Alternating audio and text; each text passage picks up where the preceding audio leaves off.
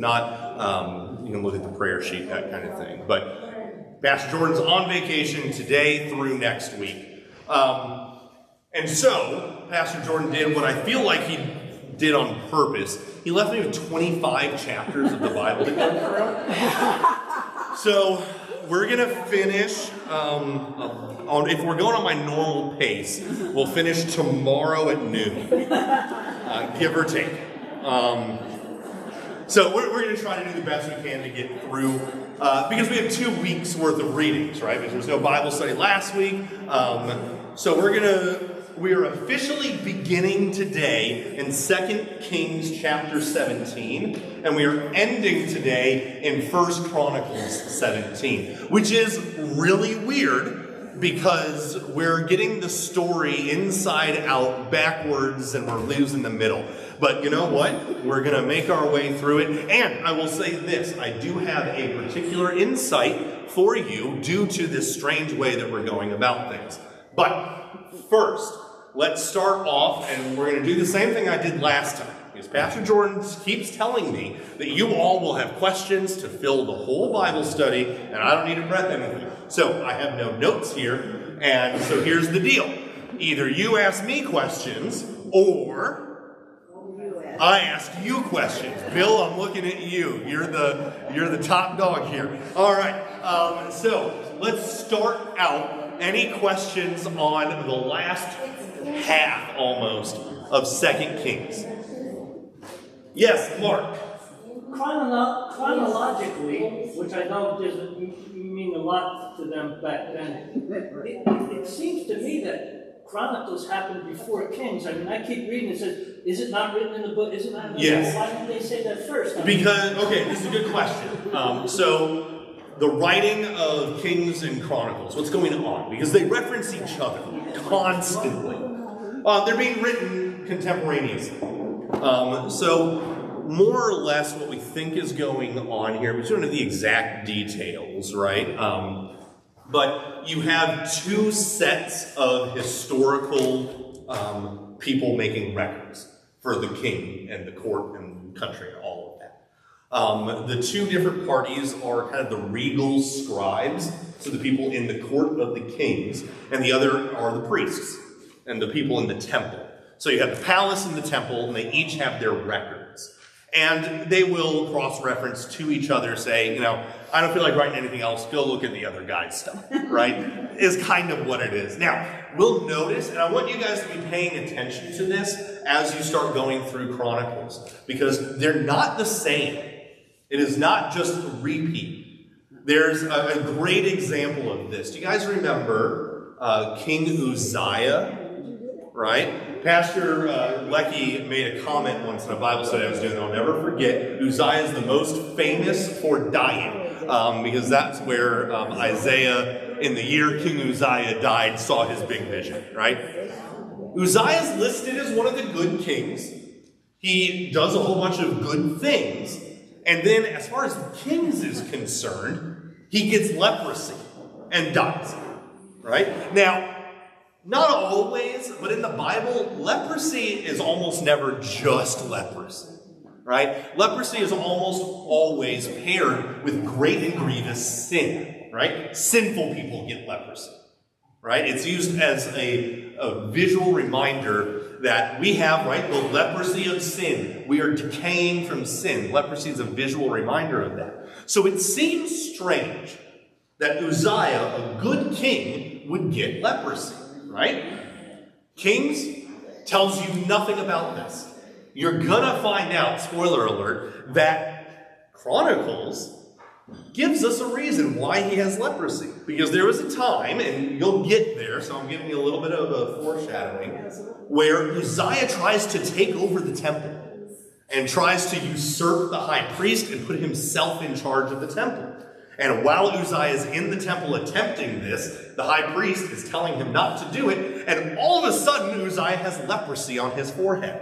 And Uzziah goes, oh no, I'm screwing up. Good on him. He recognized that God was actively in the process of smiting him for this, and he backs off, right? Kings doesn't talk about that. Chronicles does. So, Likely, Chronicles was written by the priestly historians. You're going to find there's a lot of emphasis on what's happening in the temple in the book of Chronicles that you don't get in Kings. There's little bits here and there, but each of them, you can think of these two kind of like the Gospels, right? The Gospels are 4 accounts of the same time, right? The ministry of Jesus. Kings and Chronicles are the same thing. They're historical accounts. They're written for royal and archival purposes, but there are 2 different perspectives on what exactly is going on. And they'll add details or take details away based on the author's biases, right? This is not to say it's not inspired or anything like that. Let's not forget, the Bible has human authors. And so certain authors emphasize certain things over other things, right? And the constant reference, and it's going to happen in Chronicles too, right? King says, is it not written in the Chronicles of the Kings of Israel? Chronicles will say, is it not written in the Annals of the Kings of Israel, right? So they reference each other. So that's what's going on there. So Kings and Chronicles are largely chronological, but they're just going over the same period in time. Does that make sense? Mm-hmm. All right. Cool. Good. Excellent first question. Any other questions? You're on fire. I know, right? That's one down. Let's keep going. Like I said, if you guys don't have questions for me, I'll start asking questions for you, and then it's going to be a whole thing, right?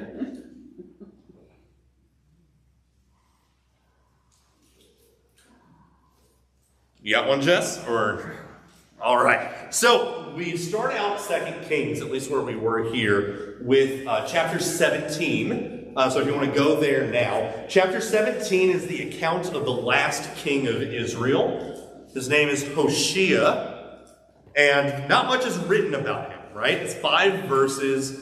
He was king, and then this other guy named Shalmaneser shows up. Who is Shalmaneser? Do we know? King. He's a king of the king of Assyria, right? What's up with the king of Assyria? Why is he showing up during the account of the last king of Israel?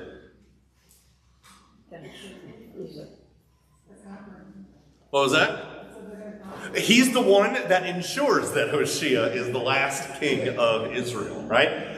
For the entire history of the northern kingdom, right? Going back to Jeroboam, all the way back there, God has been trying to get the northern kingdom, known as Syria here, or Samaria rather, as Samaria, trying to get them to come back to him, right?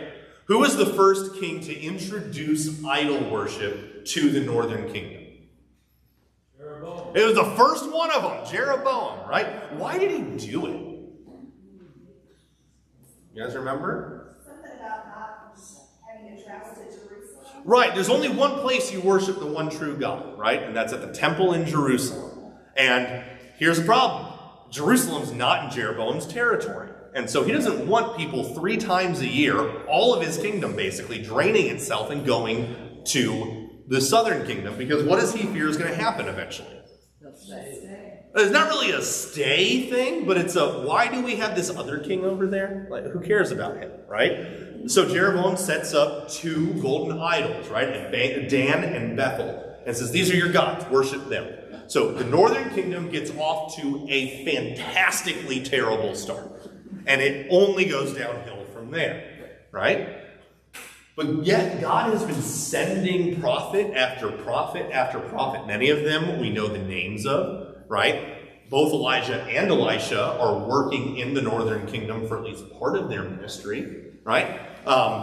Shameless plug that I forgot to announce at the early service. I'm beginning my Wednesday evening Bible study on the book of Jonah. I'm going to give you 2 guesses as to which kingdom Jonah was a prophet in. Wow, a lot of confidence there. Which kingdom was Jonah a prophet in? It was the northern one, right? He was a court prophet. He worked directly for the king. So God has been sending his prophets, his people, to the northern tribes, or the northern kingdom of Israel, saying, hey, clean up your act. Stop worshiping foreign gods and return to me. And do they ever do it?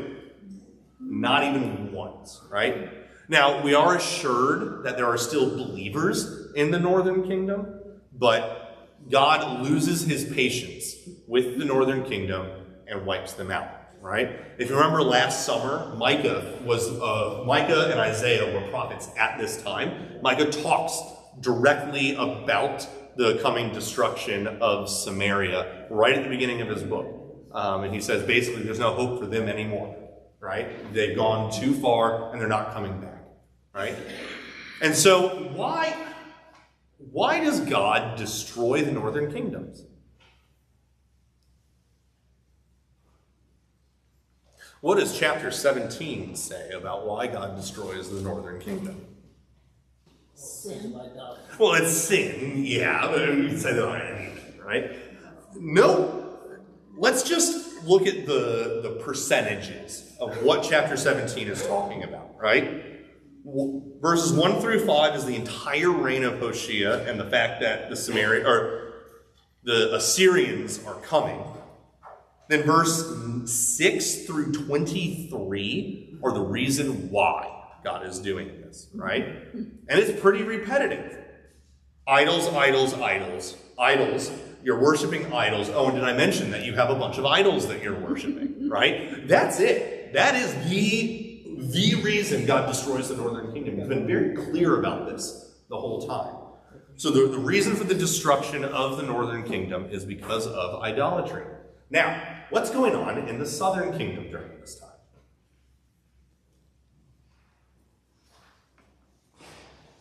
For the most part, we have good kings.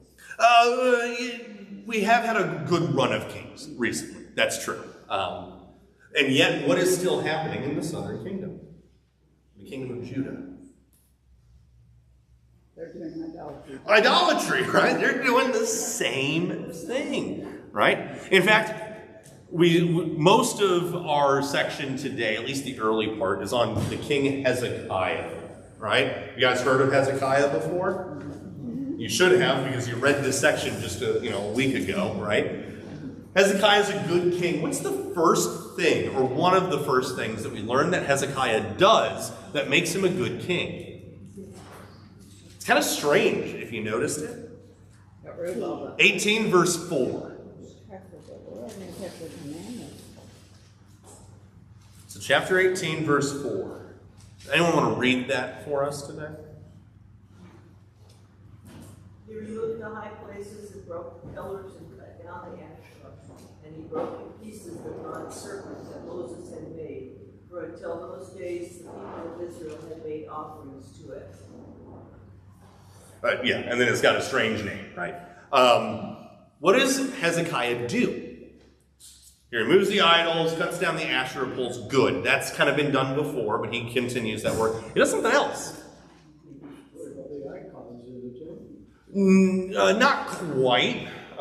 He goes to the bronze serpent, that thing Moses made to heal the Israelites, that thing that Jesus says, that's me, in the Old Testament, and he smashes it to pieces, right? And God says, well done. Why is it a good thing that Hezekiah takes this figure of Christ from the time of Moses and destroys it? Didn't they rename it?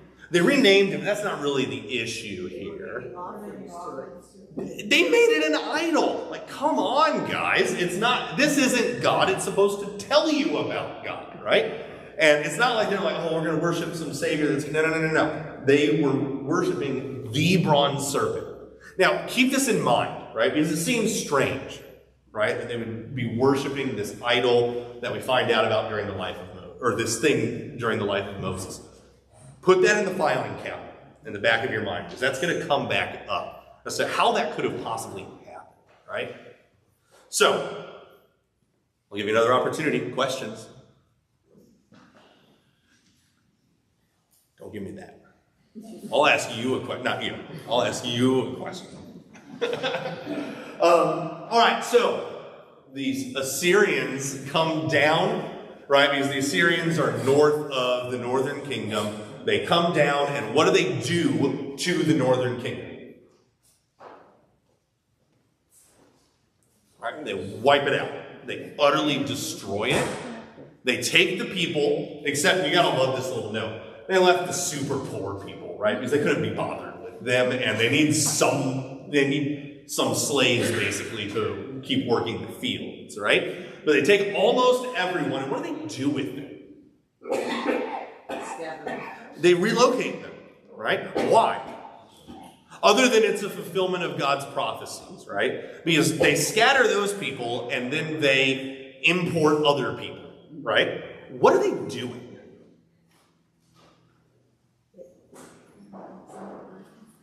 What was that? Yeah. So, historically, there are two advancements that what historians call the Neo-Assyrian Empire, that is just the Assyrian Empire in the Bible. It's just a name change historians use.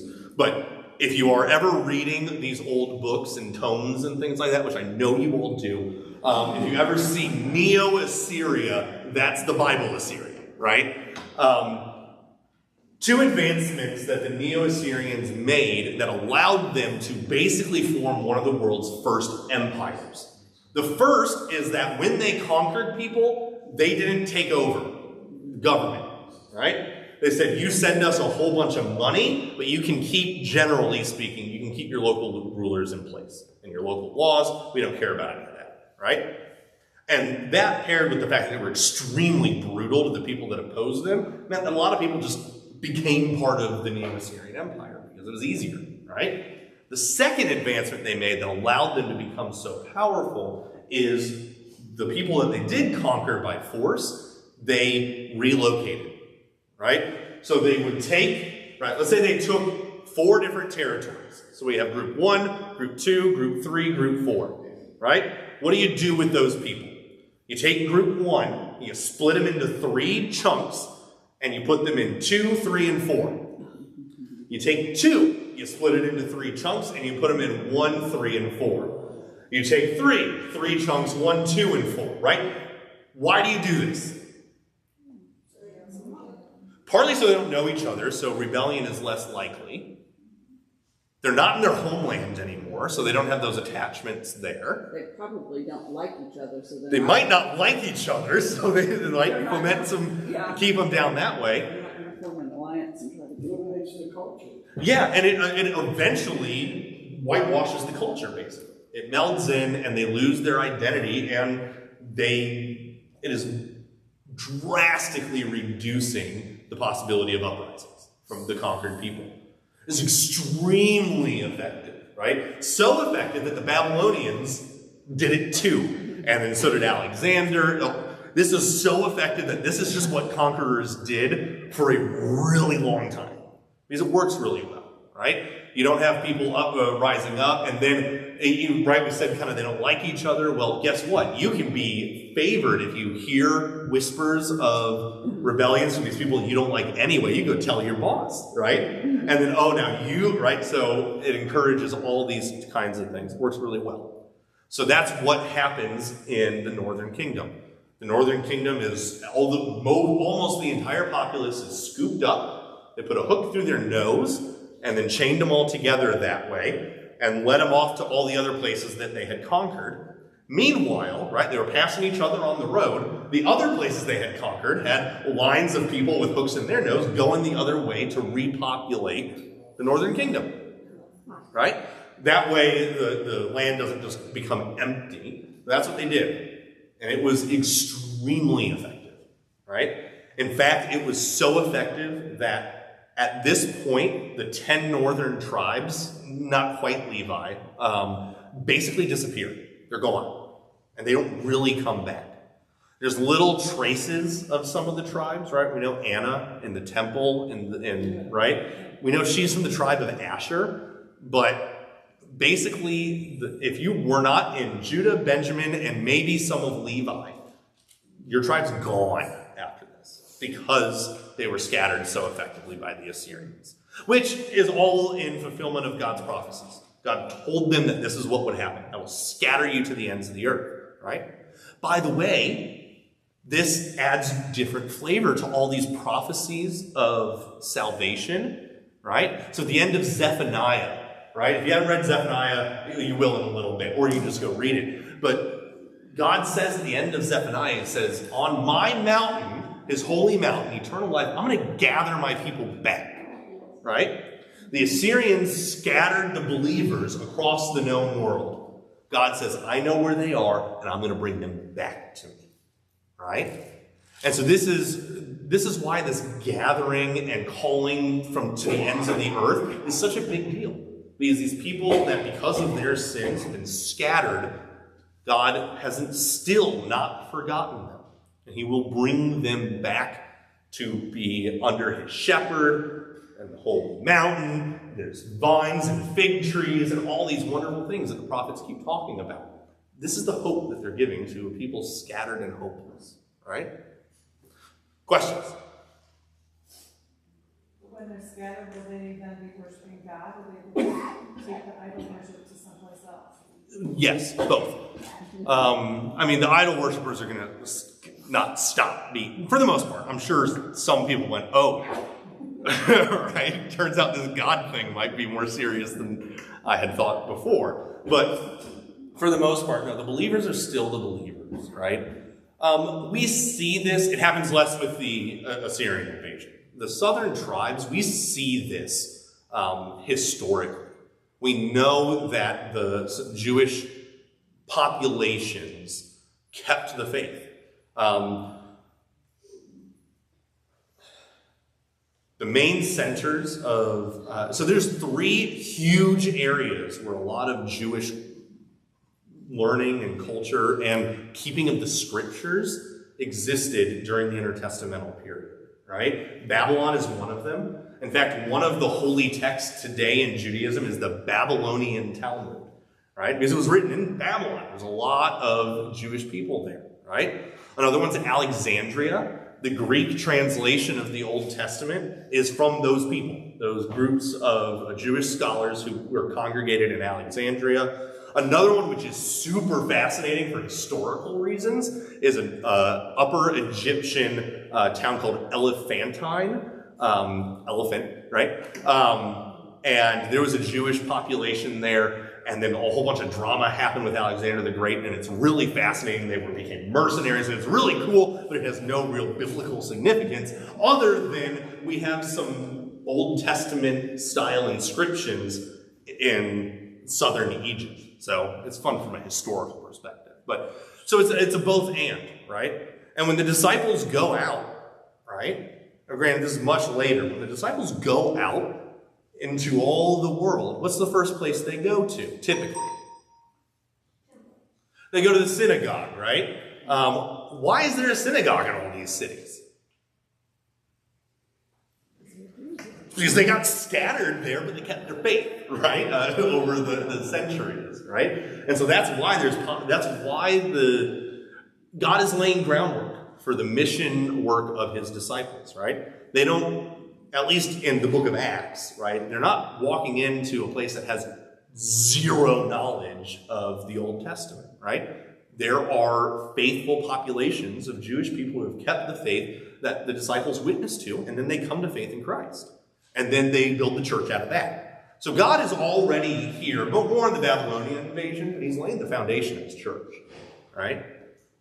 Good. Other questions? When the Babylonians allowed the so-called Jewish people to return to and build a temple in Jerusalem, did this include Northern Kingdom people? No, not to any real extent. There might still have been some Northern Kingdom people, but effectively no. Yeah. The Jewish populations that the Babylonians are dealing with are southern, just by virtue of the time and who is doing the conquering, that kind of thing. But there probably would have been some refugees from the conflict present and that kind of thing. They don't completely disappear. Like I said, Anna's from the tribe of Asher, but they're pretty close to wiped out. All right.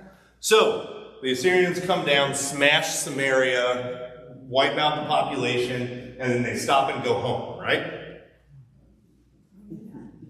Nope. The Assyrians conquer. That's what they do. That's how they exist. They have 2 more targets actually they have 1 target in mind after this. What is their main target? of Sennacherib, who's now in charge of the army due to internal Assyrian politics that really don't matter. Sennacherib is now king in control. Where does he want to go and conquer? No. Egypt. He wants Egypt. Egypt is where all the money in the ancient world is, right? That's why the Romans show up there. That's why Alexander goes there. The Assyrians are on their way there. The Babylonians go there. The Persians go there. Everyone wants Egypt because Egypt has bread and Egypt has money.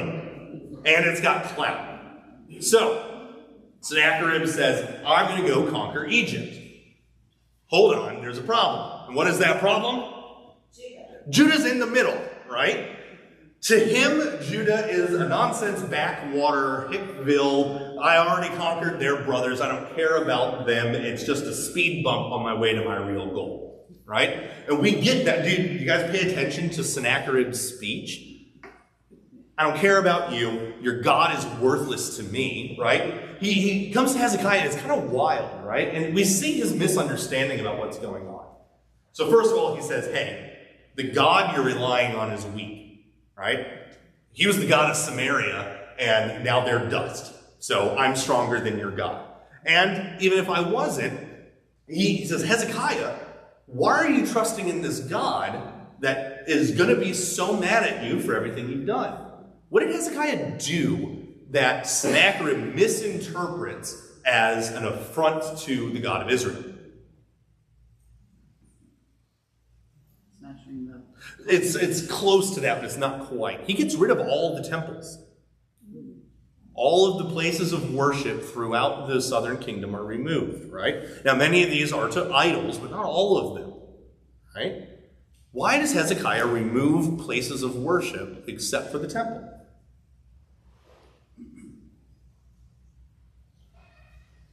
It's because God has said, you worship me in this temple, right? That's why the people have to come to Jerusalem, right? When the temple is constructed, when God finally allows for that to happen, he says, this is where I am. You come here, right?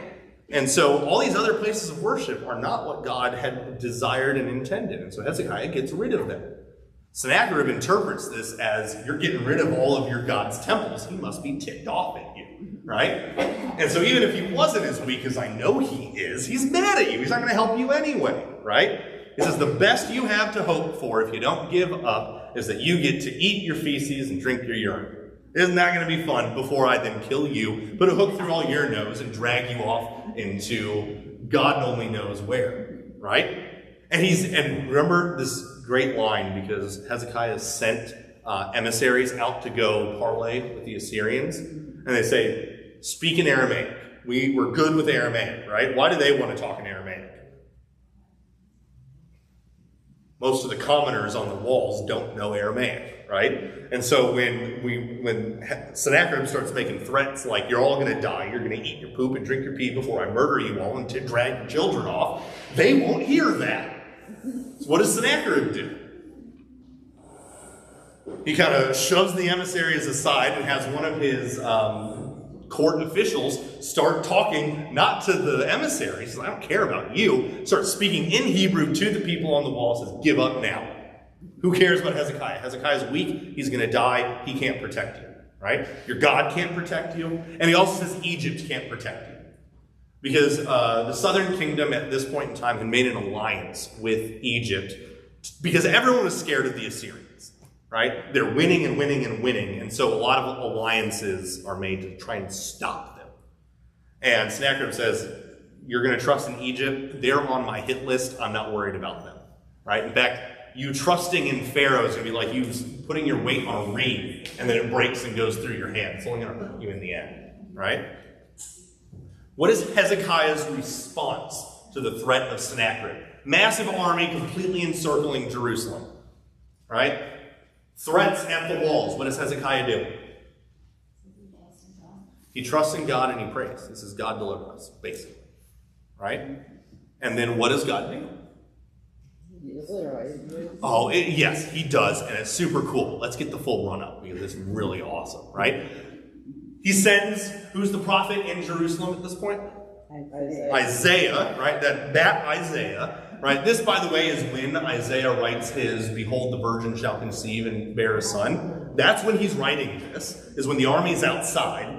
He goes to Hezekiah and he says, don't worry. You trust in God, God will take care of this for you. Just hang out. Just wait. And then the message goes out to Sennacherib, and more or less, let me see if I can find it specifically. Isaiah prophesies Sennacherib's downfall. This is in chapter 19.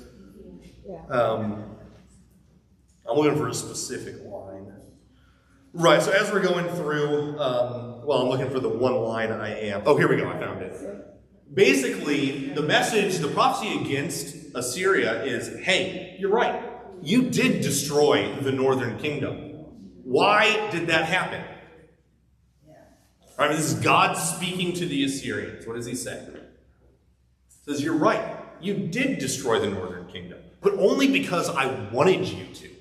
I had prophet, right? From the days of old, I've been saying you were going to do this. Long before you were around, Sennacherib. You did it because I let you do it, right?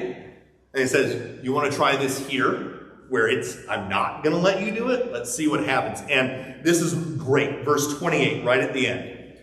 Because you, Sennacherib, have raged against me, and your complacency has come to my ears, I will put my hook in your nose and my bit in your mouth, and I will turn you back on the way you came, right? So God is directly to Sennacherib saying, you think you're big and strong, right? You lead people away with hooks in their noses. Guess what I'm going to do?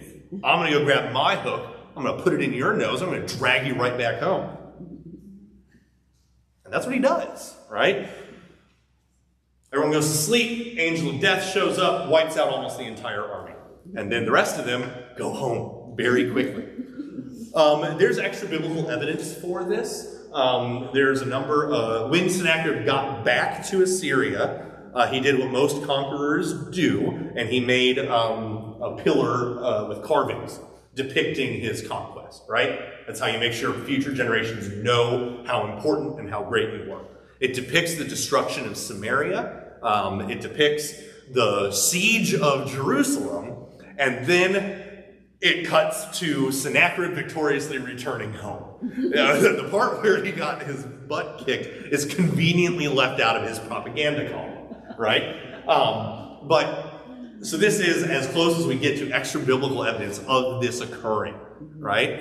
And of course, we would have been very surprised if Sennacherib on his propaganda column writes about how he got beat so badly, right? He's gonna leave that out. Besides, no one back home knows that that's what happened, right? His soldiers aren't going to tell people, right? Because they want to be victorious soldiers and conquerors and get all the money and all the attention, right? So they're not going to say, hey, we woke up one day and almost all of us were dead. No, they're going to say, we fought gloriously, many of us died, but we have come back triumphant, right? Don't worry about Jerusalem. We decided that they weren't worth taking right now. Don't worry about it, right? And so God does to Assyria what Assyria did to his northern kingdom, because even though God used them, they still don't recognize who is truly in charge, right? And so all of Sennacherib's threats and bluster are turned back on himself, right? Questions about the Assyria? Oh, what happens to Sennacherib, by the way? Yeah, he goes to church, lots of heavy air quotes there, and his sons stab him with the sword. There we go. Sennacherib gets killed by his own children. Those two have to run away. And what I think is the Bible yada-yada-ing over a lot of internal political drama. That was probably really exciting, right? The two sons that do the assassination peace out, and some other son becomes the next king, right? From this point, by the way, where's the capital that Sennacherib goes back to? It's in the city you know. Damascus. Not Damascus, it's Nineveh, right? So he goes back to Nineveh. That's the capital of Assyria, which is part of the reason why Jonah doesn't want to go there, right? They are not nice people. Come to my Wednesday class, because I'm going to tell you about a writing we have from one of the previous Assyrian kings describing what he would do when he conquered a city. It is very exciting, very, what's the word? Gory in his details. He is not subtle about how he treats the people that he conquers. Lots of bones and some skin. It's really fun. Anyway, come to the Wednesday class where we talk about Jonah this Wednesday, right? Shameless plug there.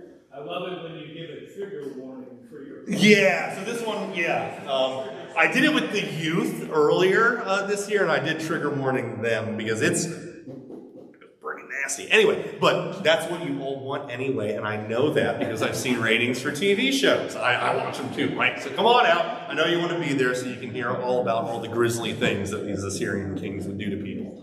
All right. Any other questions about the destruction of Samaria, the siege of Jerusalem, and then the removal of the Assyrians? Good. From the biblical perspective, this is basically the end of Assyria.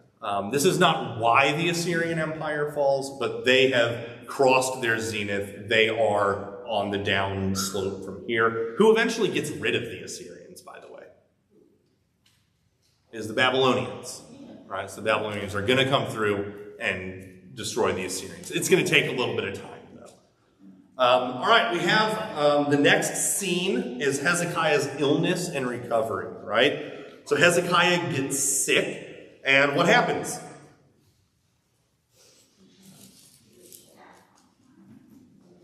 Well, he was told by Isaiah that he died. Yeah, so Isaiah comes to Isaiah comes to Hezekiah and says, "This is it. Make your peace with God. You're done." Right? And what does Hezekiah do? He does the same thing he did when Jerusalem was in trouble. He prays to God and asks for mercy. Right? And what does God do? Gives him mercy. And then everyone says, "Oh, the sun moved the wrong way." Yeah, that's exciting, but that's not the cool part. Right? Chapter 20, we're going to start with verse 8. No, I'm ahead.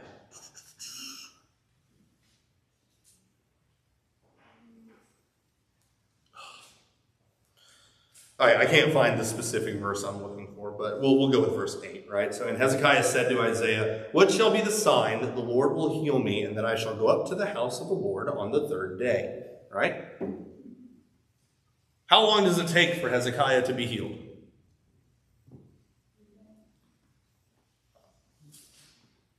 How long? You're all scared. It's right there. It's not a trick question. I gave you the verse it was in. It's not even that long of a verse. 20 verse 8. 3 days. All right. That's weird. Can God not heal Hezekiah immediately? Sure. Of course he could. So God is, for some reason, going to make Hezekiah wait 3 days before he heals him and lets him go to the temple of the Lord. Why? Oh, come on, guys. This isn't the hard part. He does? Why? That's so weird, right? It's so strange. God likes the number 3. Come on. We are less than a full week out from Easter. Come on, guys. Why does God wait for 3 days to heal Hezekiah? Because that's what happened with Jesus. Yes! Because who is the book of 2 Kings about? Gee, it's not Hezekiah, right? Because his name's written there. Who cares? It's about Jesus, right? I'm going to heal you. I will bring you up from your sleep of death, if you will, right? I'm going to wait 3 days to do it, and then I'm going to raise you up and let you come to my house to worship, right? Man, that sounds a lot like a descendant of Hezekiah, right? Another son of David who is laid low and laid to rest in death for 3 days before he rises again and returns to the temple of the Lord. There's a 40-day gap for that, but come on, guys, this is about Jesus, right? That's foreshadowing. Do you think the guy who wrote this had any clue about that? No, of course not. Do you think that when Jesus is walking on the road to Emmaus and he opens the entire Old Testament to his the followers there, that he might have brought this up? I don't know if he did. He had an afternoon to get through the whole Old Testament, and you know how fast I can go. But he may have. They were like, "Oh yeah, you remember that time Hezekiah almost died for 3 days? That was about me, right?" Well, he wouldn't have said that because he hadn't told me it was Jesus yet. Anyway, we're not there yet. That's in a few weeks of liturgy, right? Absolutely. And then, of course, God heals Hezekiah, and he reigns for a few more years. And then he has that weird, anyone find that last prophecy with Hezekiah strange? Where Isaiah's like, after you're dead, all your sons are going to live horrible lives and be destroyed by the Babylonians, and it's going to be an awful time for everyone. And then what does Hezekiah say? He says, thank you for the great news, Isaiah. And I go, hold on, what? So why does Hezekiah think that the prophecy of the destruction of Judah is good news? He's going to be dead before it happens, so he doesn't care, right? That's maybe a bit too flippant, but that's how he sees it. Good. After Hezekiah, we have another king, Manasseh. How does Manasseh do? Bad. Oh, he reigns for a long time, though, but he is not a good king. He basically undoes everything Hezekiah does. Then we have another guy, Amon. How does he do? Bad, right? And then, so he gets almost no mention, but he is more idol worship. And then we have another guy who begins his reign at the age of 8. His name is Josiah. You heard of him? Yeah, of course you have. He is named as the greatest king in many places, which is kind of wild because you got David there, but anyway. What is one of the first things, at least the book here, talks about Josiah doing? He remodels the temple, right? We glossed over it before. Hezekiah stripped the gold off the doors to try and pay off the Assyrians. The temple's been looted a number of times. It's not been kept up. The temple's in bad shape, right? But there have been collections for decades at this point to refurbish the temple. And so Josiah says, let's actually do it, right? So he opens up the treasury, allows for the temple to be remodeled, right? They hire Seeger's management group. They come in, do the whole 9 yards, and then, right? Seeger's was the one that did our remodel, by the way. And then a guy named Hilkiah, right? He finds something during the renovation, right? They knock down a wall to, make an open floor plan or something. I don't know. They knock down a wall, and then in the rubble they go looking, and they find something there. What is it? The Book of Law. The Book of the Law. So, pause. What is the Book of the Law? First 5 books of the Bible, right? Genesis, Exodus, Leviticus, Numbers, and Deuteronomy, right? The foundation of the faith of these people, right? And they find the Book of the Law in the temple. Okay? No big deal. It was just some old fancy copy, right? No. What is so special about this Book of the Law? The original. It's not the original. It's not the 10 Commandments. That was in the Ark kind of thing. Or the 10 Commandments are in the Ark, and they still have that at this point. What's so special about this Book of the Law? Not the one written by Moses. How many copies do they have? Well, at this point, they have one. Where was it? In the temple. So what weren't they doing? Reading it. This is the only copy of the books of Moses that they have. And the high priest was unaware that it was there. They know it exists, right? Or that it had existed. They reference these things. They know that Moses wrote the Book of the Law and that it had been a thing. They've been running on oral tradition at this point for a long time. When did they lose it? We get a reference, and it's scary. When was the last time they celebrated a Passover? You guys catch that? Since the days of who? The judges! That's crazy, guys. David had never read the first 5 books of the Bible. Why? They lost them. Josiah is the first king of either kingdom who has ever read in the beginning, right? God created the heavens and the earth. Has ever read the account of God taking his people out of Egypt. He knows about these things. They get referenced. And we know that there's quotes that still exist because we have one of the oldest copies of biblical evidence we have is from close to this time. It's a silver scroll that has a quote out of Deuteronomy on it that was rolled up and worn as a charm. So we know they have some quotes from this section. But from the time of the judges to the time of Josiah, they don't have the law of God. It's gone. They haven't been celebrating Passover, none of it. Right? Yeah, that's crazy, isn't it? How many years was that? A long time, Mark. I have no idea how long. We also don't know during which judge, right? This could have been lost during Gideon, right? Could have been 200 years into the, right? I don't know how long they've lost it, but we're in the century plus camp, right? When Manasseh ruled for 55 years, and he's just the guy 2 before Josiah, right? They lost it. So Hilkiah reads it, and what's Hilkiah's reaction? Pardon the French. Oh, crap. Okay, I know what to do. And he runs over to Josiah, and raises his hand and says, Josiah, found a book. I'm going to read it to you, and I'm just going to see how it goes from there, right? And so he reads the first 5 books of the Bible to Josiah, first king of Israel ever to hear it, right? And what does Josiah do? Well, that's the second thing he does. The first thing he does is he rips all his clothes, his hair tears, and he goes, oh man, this is bad, right? Why? Not only because they lost the book, that's not good, but what does Josiah realize? Josiah's like, I'm following the ways of Hezekiah, I'm doing a good job, right? And he is. Right? But what does he realize? None of us have been doing what God's wanting us to do, right? We haven't followed a single word in this book for generations.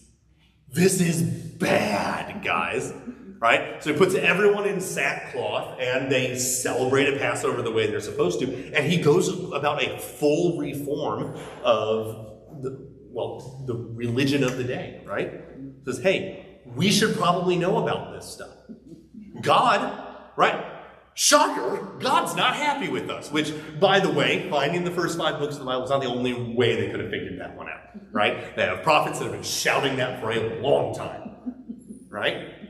But, this is mind-blowing, right? Can you imagine if we just didn't have the Gospels?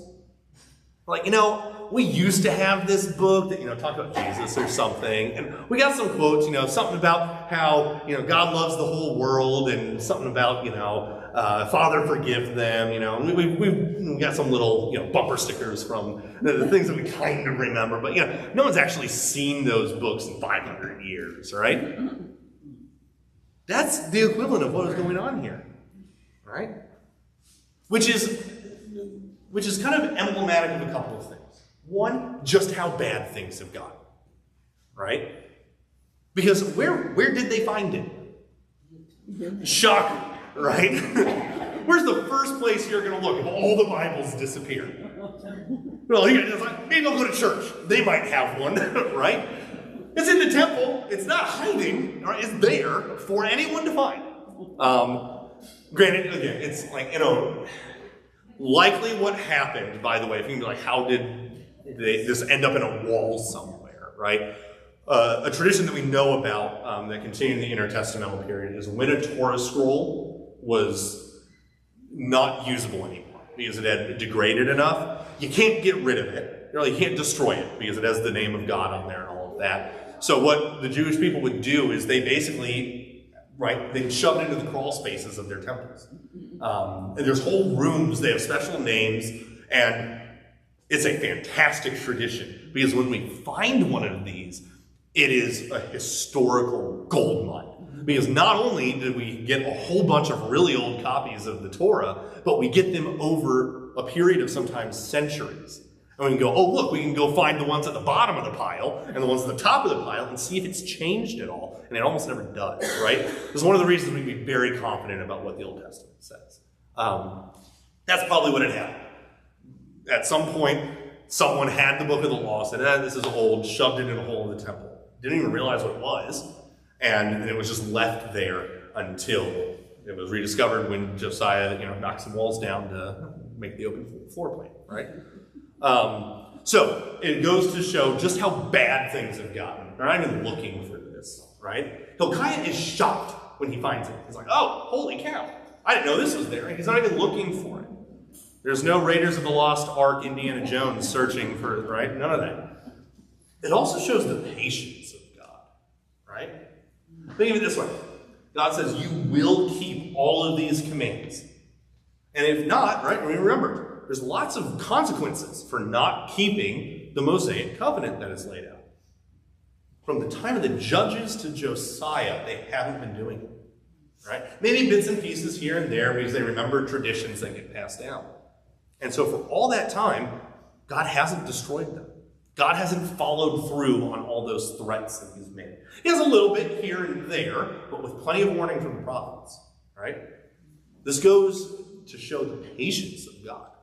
He is patient with these people. Extremely patient with them, right? And Josiah, right? Josiah reforms. He says, we're going to start doing this, right?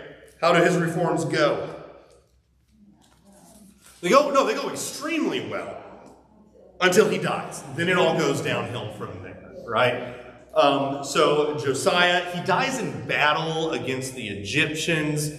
They had been allies and they weren't. Political drama that I know none of you are interested in, even though it's really fun. In the end, Josiah and the Egyptians are fighting with each other, and he dies in battle there.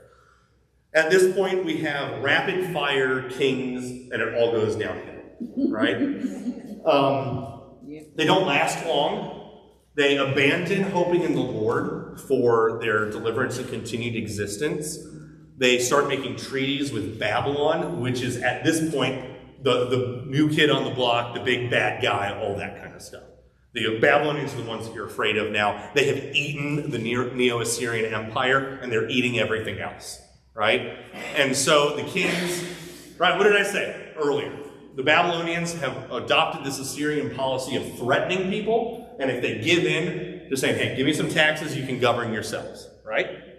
They do this with the kingdom of Judah, right? So Jehoiachin makes a covenant. I don't know if he's the first one, but Jehoiachin is in a covenant with the Babylonians. They have a deal. I send you tax money, you leave, and I don't give you any problems, you leave me alone. How'd that go for him? Why not?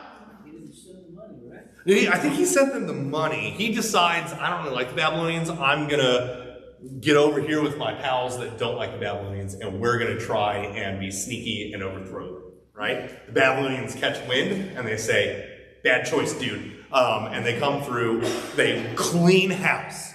They take him into captivity, and they put, I think his uncle, is it? Zedekiah on the throne.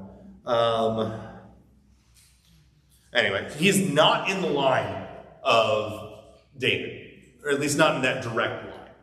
So they they take out the old guy, bring him back into captivity, and then they come back through and they clean house, put in a puppet, say, you're going to behave yourself. Does he? No, he does the same, tries the same thing, and then the Babylonians say, right, 2 strikes, you're out, and then the Babylonians wipe him out. He is forced to watch as they probably brutally execute his children, and they rip his eyes out, so it's the last thing he sees. They send him into captivity, put hooks in the noses, the whole 9 yards, right? And then 2 Kings ends with what? The most important part of the second half. The fall of Jerusalem. After that, so Jerusalem has fallen. It's gone. But that's not where it ends. We fast forward a little bit. The last heading is Jehoiachin released from prison. Jehoiachin is in the line of David. He's in prison in Babylon. A few years go by, and then we have this guy with a wild name, right? Evil Merodach. Ooh, it's a complete fluke of phonetics. The name means a man from Marduk in Proto-Babylonian. So Just because it says evil does not mean that he was evil, right? Like I said, it just happens to be that the word sounds like our word for evil. It's not a translation, right? We good with that? Okay. He comes to power and he releases Jehoiachin. Says, come eat at my table. You're out of prison now. He's no longer a prisoner. Why does that matter?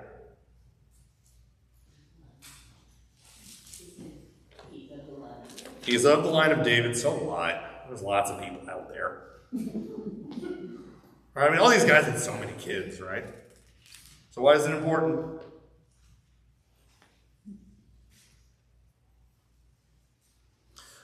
Turn to Matthew chapter 1, verse 11.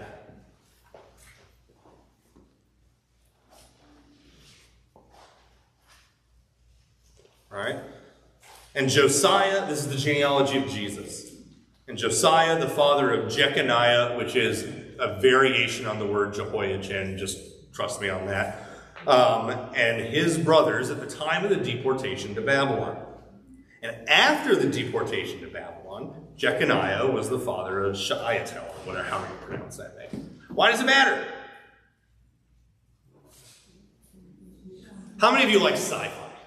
I know I don't have time for this, but I don't care. How many of you like sci-fi? How many of you are familiar with the grandfather paradox? Right? So if you don't know, this is if you travel back in time and you kill your grandfather, what happens? Right? And then we watch Back to the Future and there's a guitar scene and some weird stuff happens, right? And he disappears, right? What happens if Jehoiachin gets axed in the Babylonian prison? What was that? The line ends.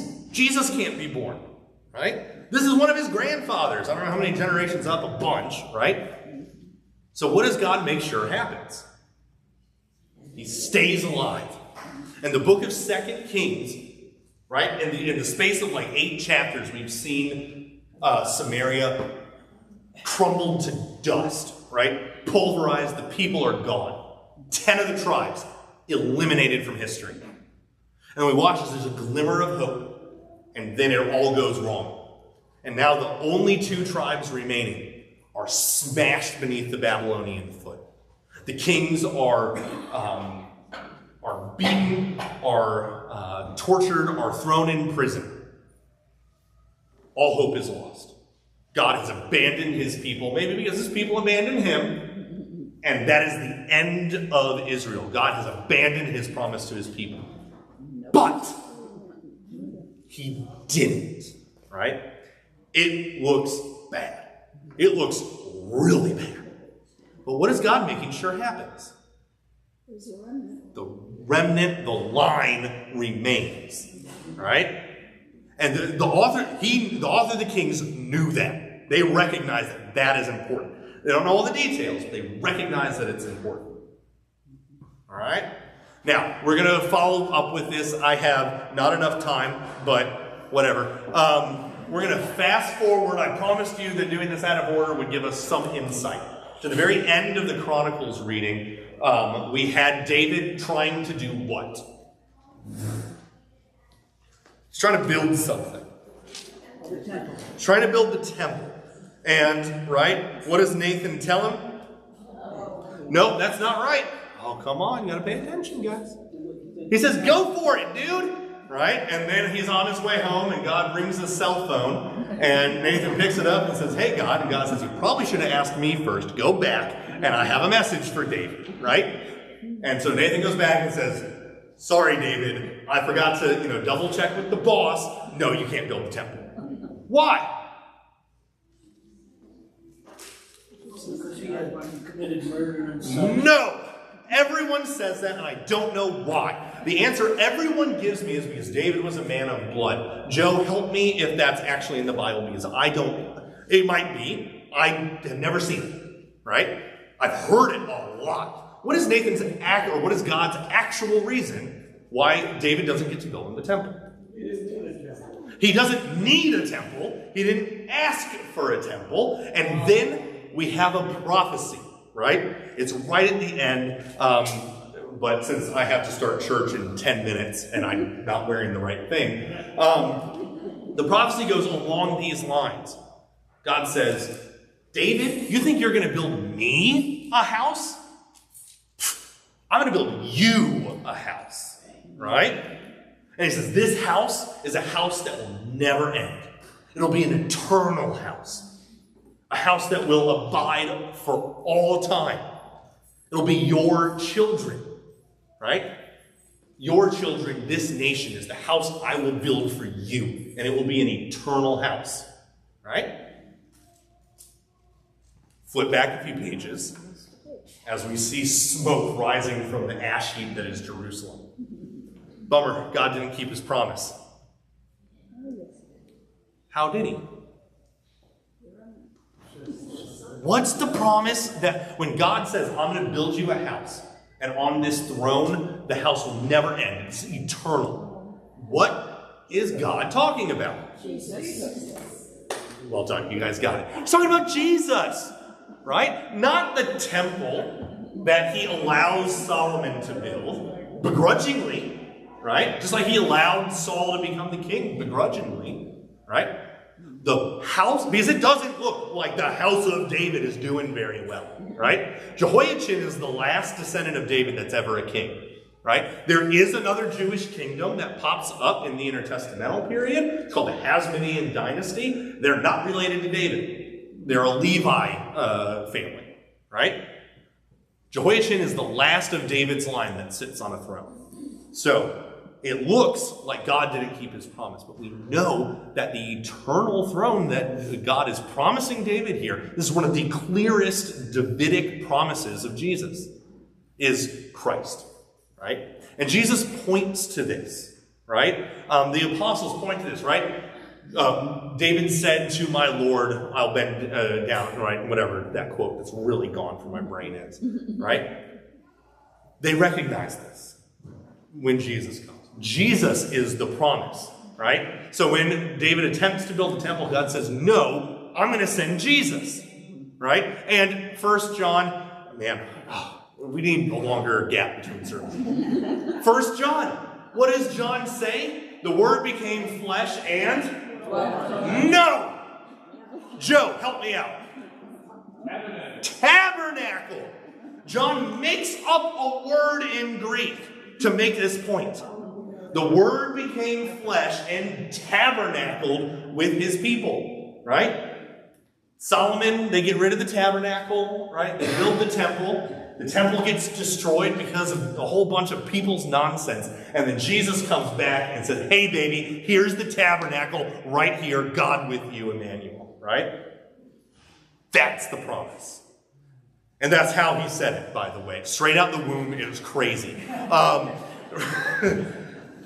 John's point is Jesus is the fulfillment of this promise to build an eternal house. And the kingdom of Jesus never ends, right? The gates of hell don't prevail against it. Because who is my closing statement? Who is the book of Kings and Chronicles about? Jesus. Well done. Good job. As you're going through the nightmare genealogies that Chronicles has, and trust me, they are rough. I get it. I'm glad we're not doing a deep dive and I have to sort through all of that because it's painful. But recognize through it all, why do those genealogies matter? We're tracing the line to Jesus. It's all about Jesus. Yeah. So you're not paying attention because I'm past my time. All right. Thank you all. Let's close. We have time. We always have time for the Lord's Prayer, right? And again, I'm running the show over there, so if we're a few minutes late, we don't have a third service. It's fine. So let's pray. No, I got you, Jess. No worries. Our Father, who art in heaven, hallowed be thy name. Thy kingdom come. Thy will be done, on earth as it is in heaven.